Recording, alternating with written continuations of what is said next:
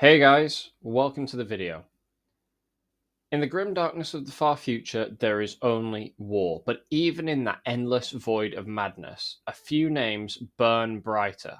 Heroes, villains, and demigods whose deeds have shaped the galaxy itself. Today, we're going to count down my top 5 characters in the whole of the Warhammer 40,000 universe. Legends whose stories define the very heart of the grimdark universe. We begin today's list with Gregor Eisenhorn, a name whispered in both fear and respect. A loyal servant of the Imperium's Inquisition, Eisenhorn's story explores the thin line between righteousness and damnation.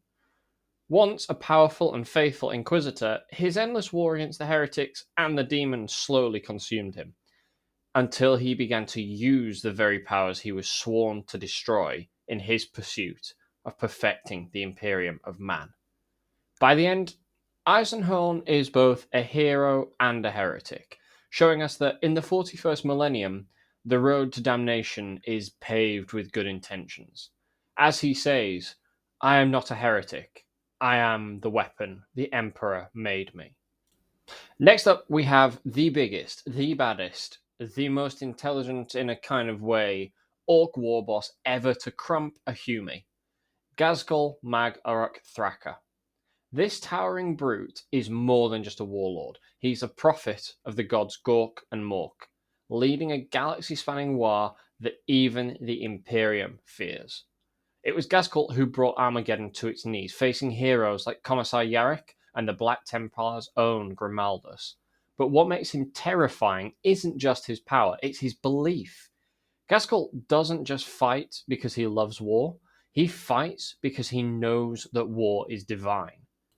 We're into the top 3 now, and coming in at number 3, we have Papa Smurf himself, the one, the only, Roboute Guilliman, the Primarch of the Ultramarines, and the last loyal son to return from the ashes of legend. That is, if you don't count Lionel Johnson.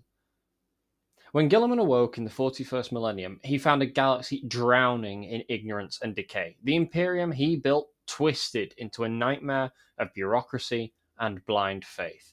Everything his father swore against. Now the Lord Commander of the Imperium, he fights not only against Xenos and Chaos Space Marines, but against the corruption of his father's dream itself. Half god, half human, Guilliman stands alone at the edge of a dying empire, trying to hold back eternity itself. Now, at number 2, this one might split opinion and make a few people wonder what's going on here, but at number 2, we have Abaddon the Despoiler. Now, few names inspire more dread than Abaddon the Despoiler, Warmaster of Chaos and heir to the arch-traitor Horus. He was once the first captain of the Lunar Wolves, and he was there when the galaxy burned under Horus's claw. But unlike his fallen father, he learned from Horus's failure. Abaddon is no mere servant of the Chaos gods either, he uses them. For 10,000 years, he has waged the Black Crusades, tearing reality apart, breaking Cadia, and bringing the Imperium to its knees. Yes, it took 13 attempts, but you've got to say, that guy's resolve is something else. Love him or hate him, Abaddon is the face of chaos, the eternal shadow on humanity's soul. And finally, last but definitely not least, we've reached the summit. We've reached the peak. At number 1, who else could it be? It's the Emperor of Mankind. The God Emperor of Mankind, the immortal ruler of humanity, the architect of the Imperium, and the corpse god who has sat unmoving on the Golden Throne for 10,000 years. That makes him number 1 just because if I sit on a chair for more than an hour, my arse goes numb and I feel like falling over. He united humanity, crushed the Xenos, and he led the Great Crusade, only to be betrayed by his own son, Horus. Mortally wounded, he was entombed upon the Golden Throne, where his soul burns eternally, guiding mankind through the warp. His vision of reason and progress has long since decayed into worship and fanaticism, yet even now, his light holds back the darkness. The Emperor isn't just a character.